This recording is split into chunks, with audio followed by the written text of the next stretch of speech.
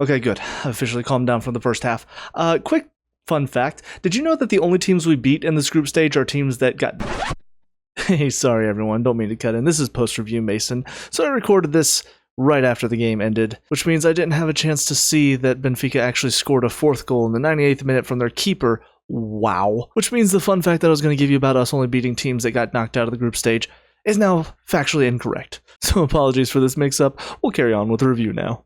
What's up, guys, and welcome to the Losing Stripes. So this is by far the most Tale of Two Halves game I think I've ever had to talk about. I was absolutely livid in the first half. This would be one of those, if I did a live stream of me watching the game, first half, you would see nothing but red. Like my face absolutely burning red from frustration, from anger. And then as the second half goes on, I did cool down. I did finally calm down. And while I do have questions of Rosenior, we will talk about those questions in a minute, I will say once again, his second half subs proved to be the difference. And that is one thing I can say that I trust him more right now over Maresca, is I trust him to make the proper subs in the second half. Still a couple of questionable ones today, but ultimately we did turn it around. We did get ourselves back in the game. He did thankfully readjust our back line, which needed to happen at halftime, to be fair. But ultimately our second half performance was better than our first, and it helped us win the game. So I got to give him credit for that. But let's also be fair and talk about those criticisms. Because yeah, what was that back line today? I was saying in the preview, I want our back line to remain mostly unchanged. I feel like we need to build some consistency there. One way to not do that is to move one of your right backs into center back, instead of playing, I don't know, one of the four center backs you have available to you. I do not understand that decision, and it was awful today. Our back line was terrible because we looked so disorganized because he decided to change it up for some reason. James and Fofana at the center two, which really became more of a back three alongside Cucurella. Gusto was pushing up as more of a right wing back. Neto was supposed to be the left wing back, but defensively again today didn't really give us much. And so because of that, it ended up being a one-on-one with Højlund and Fofana in the middle. And then you're relying on James and Cucurella to track runners, as well as Santos and Caicedo to kind of be the buffer in front of them. And it was just all over the place. We've never done this before. And it showed. We were so disorganized back there. And I'm assuming the idea was because Conte, we know, is a 3-4-3 manager.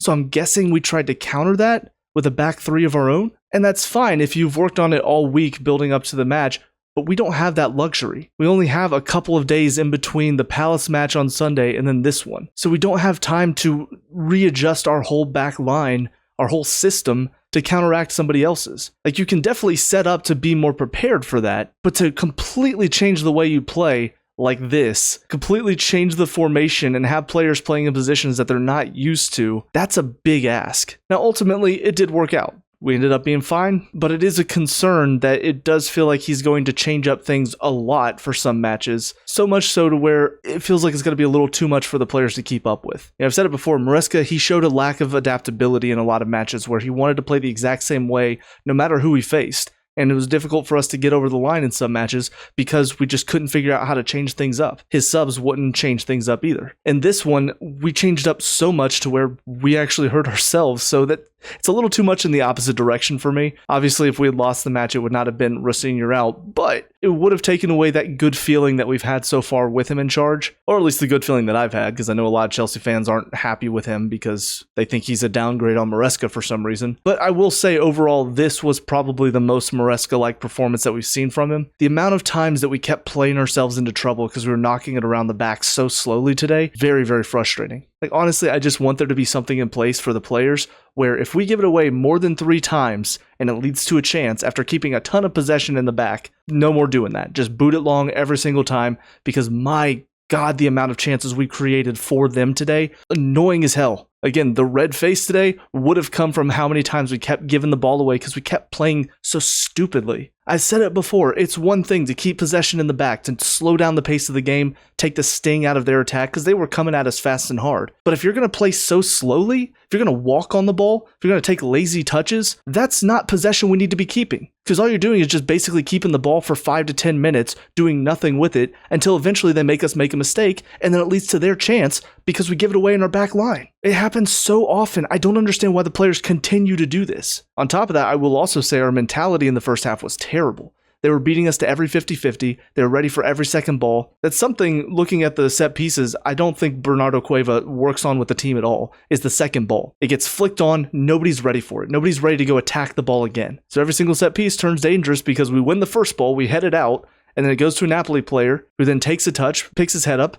There's a player making a run in behind that nobody's tracking because we're all ball watching because we've turned off since we won the first header, and it clipped ball in behind, somebody running free, and what do you know, they create another chance. It happened so damn often today. I do not understand why the coaches are not working on this with the team. I can't wrap my head around that idea that this problem is so obvious. We do it so often, and yet we don't work on it. Or if we do, the players certainly don't take it to heart. Like, honestly, this is where I do wish I could just go to a couple training sessions just so I could see what they work on. I just want to sit and watch. Like, what do they do in training? Because they don't seem to work on any sort of concentration when it comes to set pieces, because it's just so easy for teams to win the second ball, win the clearance, and then just find somebody wide open that nobody's tracking because everybody's watching the ball now. I'm sick of watching it. As somebody who played in defense, I'm sick of watching this because it's so obvious to me. How is it not obvious to the coaching team? But into the second half, our play did step up a little bit. We started to be a little bit more aggressive. We did start winning a couple more 50-50 challenges, which was good. But unfortunately, we still got caught going back into that same old routine of knocking it around the back until eventually we just make a mistake or we give it away. And the problem with that is the answer to how to counteract that was right there. They would come at us with 5 players while the back 3 and the wing backs would stay back. There was like this huge gap. It's like 30-yard gap between the defense and the attacking players that were pushing up on us. And we did it a couple of times.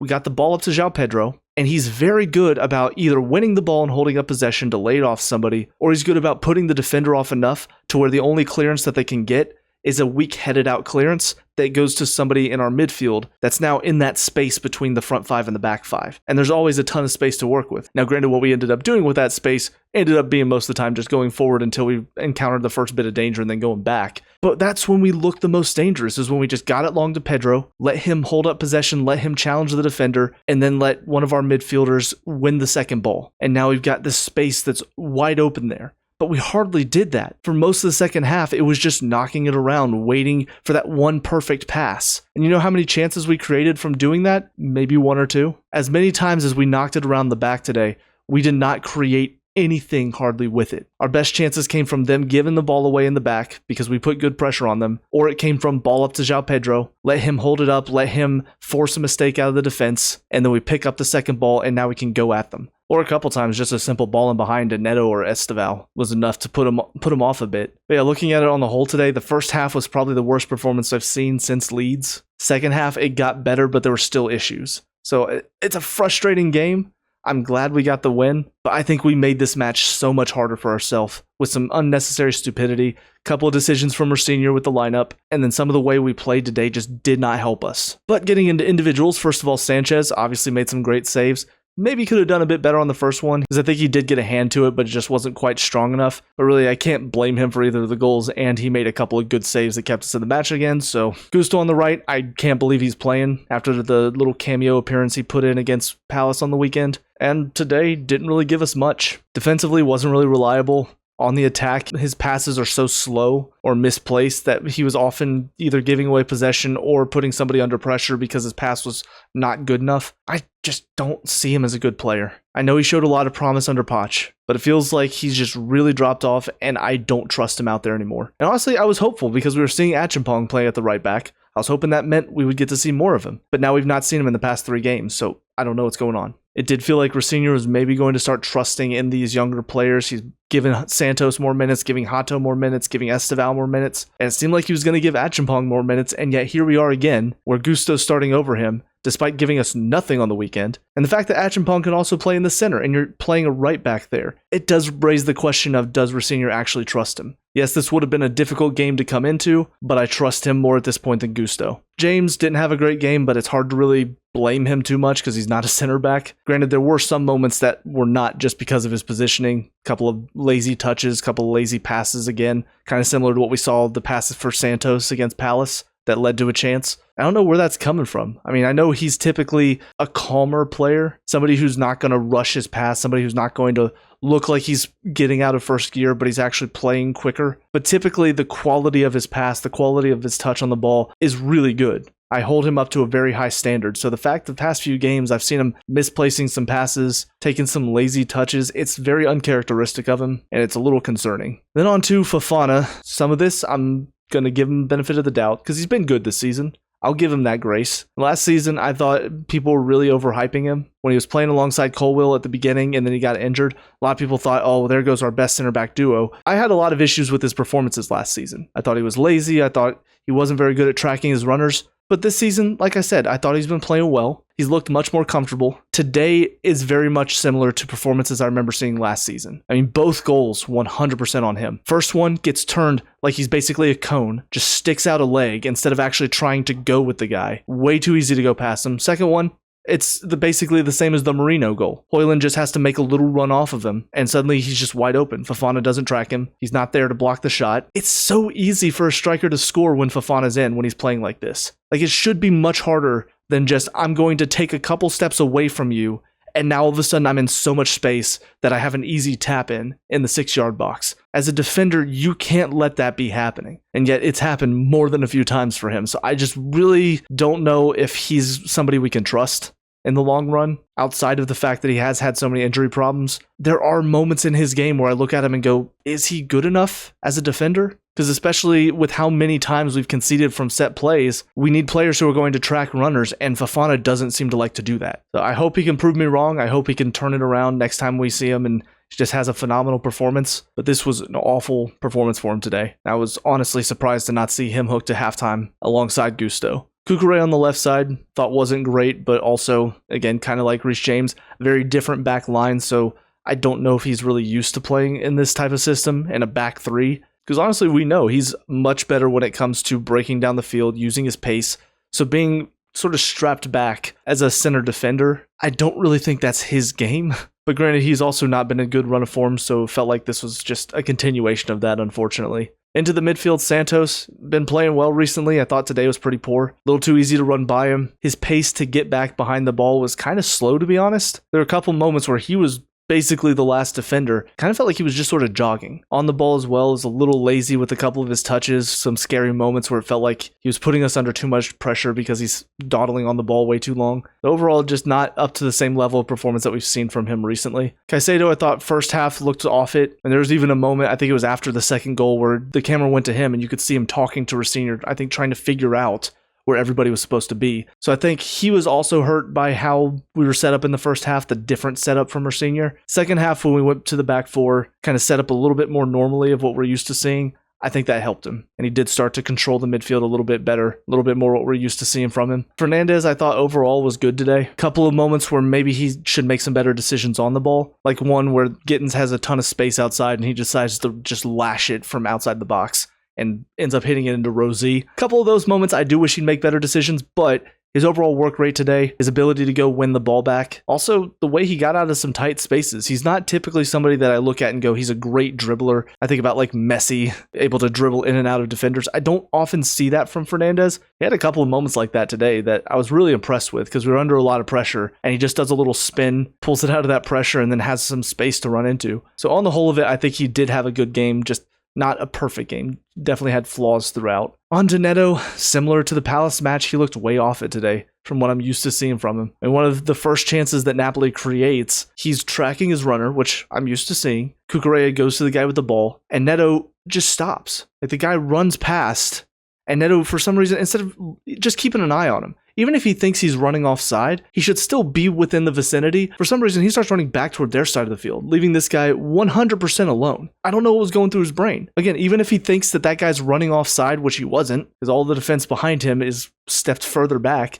even so, you should still be in that general area, because even if he did run offside there's a chance he could run back onside and then receive the ball, and you're already running this way, away from him. Like, it was just blowing my mind to see that. But also on the ball, I'm just so used to seeing him be energetic, be willing to take on the defender, run past him. He only had one moment today that I think he did well. It's a good run in behind. James plays a great ball to him. I think the defender is the one that ends up kicking it off the keeper's head. That leads to Joao Pedro's bicycle attempt. But outside of that, there was just nothing from him today. It really does feel like he needs a break, because he looks so far off the pace of it right now. Maybe he's somebody who's also caught the illness and is just not running at 100%. But honestly, we need him back to 100%, because as many people think he's not a useful player, he's a good cog to have in this machine that just works and works and works. And it opens up space for other players around him. Esteval, this is kind of an example of, he's a young player. He had a couple of moments of quality, but he's not going to turn in a 10 out of 10 every single performance. He's going to have a couple matches where he's not quite at it. I think part of that, at least in the first half, was because he was the focus of their marking. I remember we've seen it before with like Hazard. There were some matches where the other team would focus on putting 2 or 3 guys on him specifically, because they knew if you shut down Hazard, you basically shut down our attack. That's kind of how it felt like today. They had one guy sticking to Esteval, so he didn't have a chance to really have space to create, and there was always somebody there alongside the defender to make sure he couldn't get away. Second half, when Palmer came on, I think that's where we did see a little bit more of Esteval. I think having 2 creative options up there, it did give the defense something else to think about. And so because of that, we did see a little bit more from Esteval going forward. Still not a great performance in the second half, but better than it was in the first. But Joao Pedro, what a player. I'm so glad he got the 2 goals to win the game, because his performance up to that point warranted some goals. As hard as he was working, I was just so worried that this was going to be a match where he works his butt off. He's giving us basically the only option we have going forward, because he's winning the ball, he's putting pressure on the defense, he's holding up possession, giving us an option to try to get out, because we just could not keep possession in the back. And so anytime we'd go long with it, that was our only chance really to ease some of the pressure, because he was always there. He's always there trying to win the ball. He's always there trying to put pressure on the back line. He's a player that I really hope these 2 goals builds his confidence so he can start scoring more consistently. So that way this fan base that prefers to have a striker that scores over a striker that helps the team for some reason, they'll at least get off his back, because he deserves credit for what he does in this team. Because I'm almost certain a lot of people are going to say first half he was awful, first half he was non-existent. Second half is when he stepped it up. I would not doubt if you see that from a lot of other people, a lot of other content creators, because there was so much he was trying to do in the first half to ease that pressure on our back line, but he just didn't have the help around him. Esteval was being marked out of the match. Neto was basically nowhere to be found, and our midfield felt like they were so disorganized, no idea what they were trying to do. And so there were several times he'd get the ball poked off of him, he would lose out in possession, but I just don't think you can discount how much effort he put in today. As far as the subs that came on, Palmer came on,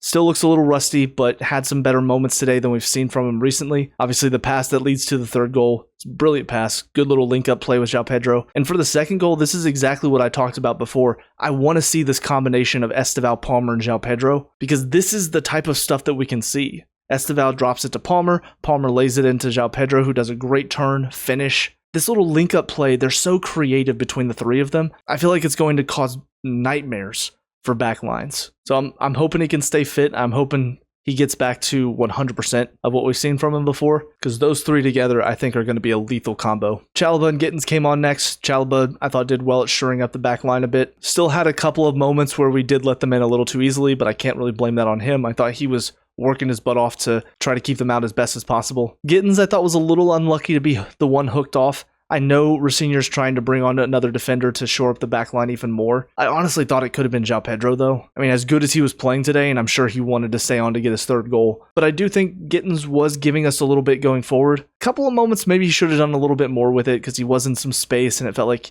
didn't really have any ideas once he got into that space. But I'm seeing more and more from him a willingness to actually take on players, which is what we've seen from him in the past. But yeah, when he gets into that final third, need to see more from him. Garnacho came on then for Esteval. He did create a couple of chances, maybe could have done a bit better in a couple of moments, but he was a useful sub for us just to give us some fresh legs up front. And then Badiashile, I don't really remember much from him, and honestly, more often than not, if I remember a defender, it's because of some bad defensive work. But to wrap up my thoughts, it's good to get the win. It's good to be in the top 8. We don't have to play in the playoff match, which is fantastic. I just wish the road to get there was not as frustrating, because my heart rate can't really take that much anymore.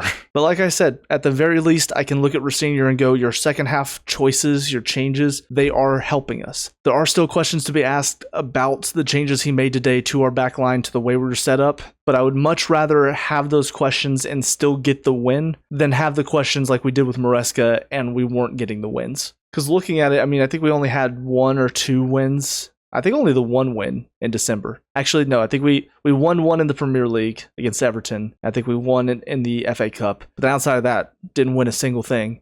And now in January, ever since Maresca left, I'm pretty sure are all wins outside of the Arsenal match. So at the very least, the results are turning around, which is good. But like I said, after the Palace match, where that was finally a good performance that can get us excited to see more, we need these good performances. In Rosenior's first set of matches, I'm fine just getting good results no matter how we get them. We grind through the match. Paphos, we didn't play particularly well, but we ended up winning. Same thing here today. We didn't play particularly well, but we ended up winning. So I'm okay with that for now, but I do feel like soon, I think I said somewhere between 5 and 10 matches is where I want to see not just good results, but also good performances starting to creep in. And we are edging closer to that 10th match. So hopefully by the time we get there, we will officially see what he's going to bring. He'll have figured out how to utilize this team to their best. And hopefully we can keep picking up wins along the way, because as frustrated as I got today, it's nice to end with a win. It's nice to be in the top 8 of the Champions League. But with all that being said, those are my thoughts on the match today. So let me know what you guys think down in the comment section below. What are your thoughts? Let me know. We can talk about and discuss all that good stuff. Leave a like and subscribe for future Chelsea previews, reviews, and talks. And until next time, hope you guys have a great day. And I'll talk to y'all later. Peace out.